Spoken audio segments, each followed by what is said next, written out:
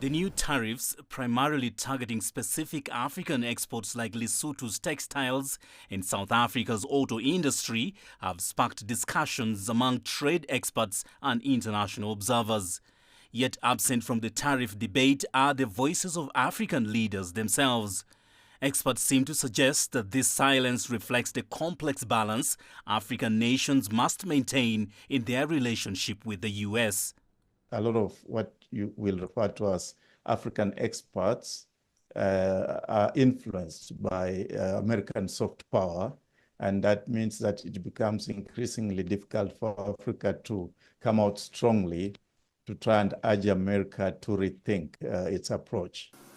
But to some, Africa's muted response is a balancing act aimed at achieving long-term strategies to reduce dependency on volatile Western markets. We are discouraging transactionalism and bilateralism. We want to have a unified, long-term strategic approach in engaging not just the US, but all our partners across the world. The coming months will likely reveal more about the strategies African nations adopt in response to the US tariffs. For now, the continent appears to be trading cautiously, with focus directed towards the African Continental Free Trade Area to boost intra-African trade. Daniel Arap Moi, CGTN, Nairobi, Kenya. Let's bring in Sandile Swana, a governance expert and political analyst. He joins us live via Zoom from Muldersdrift in South Africa. Sandile, welcome to the program. Thank you for joining us here on Africa Live. Sandile, since U.S. President Donald Trump's new tariffs hit, what has been the impact on African economies? Thank you. The impact is for now muted. It's not significant on the ground. Given that Trump has been in office for the past 4 months and he suspended his tariff war in its full scale for 90 days. So we will see later, but the immediate impact, which will probably feel it next year, says that the GDP growth rate for Africa is going to be reduced in the coming year. All right, Sandile, is there any concrete or apparent strategy, let me put it like that, by African nations on dealing with the new U.S. tariffs?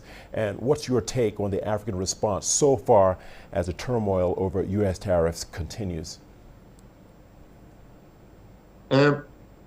Personally, the professional and trade reports that have been written, what I say professional opinions and advice written by top law firms, top audit firms, strategy firms, and by trade associations, has indicated that the best strategy is actually to prepare for diversification of markets, including the strengthening of the Africa Continental Free Trade Area. So the Africans are taking a medium to longer term view of this.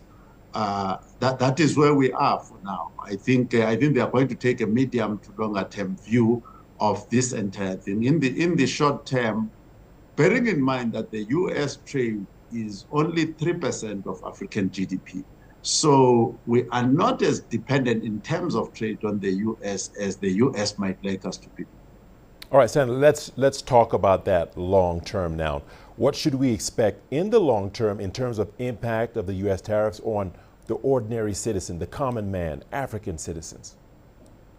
The impact on African citizens is going to come not necessarily on the basis of things happening in Africa, but on the basis of things happening on world commodity markets, the prices of oil, the prices of agricultural products which we sell and make money out of in the world markets, the availability of finance for development. Although, I mean, in your own report, you can see that money is already pouring into nations like Egypt from other sources other than the US. We've seen the same thing here in South Africa.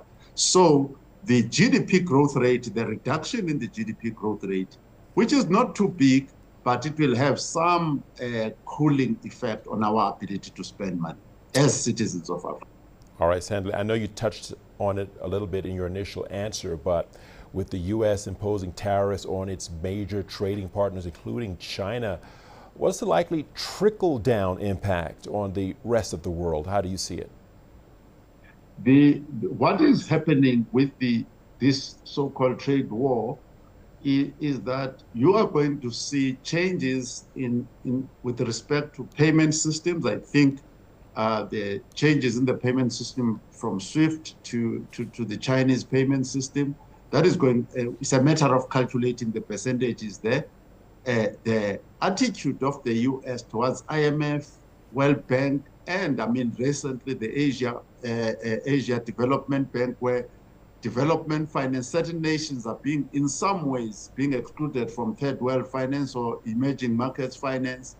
And then lastly will be the prices of commodities. But I think that issue will resolve itself within a space of 18 months.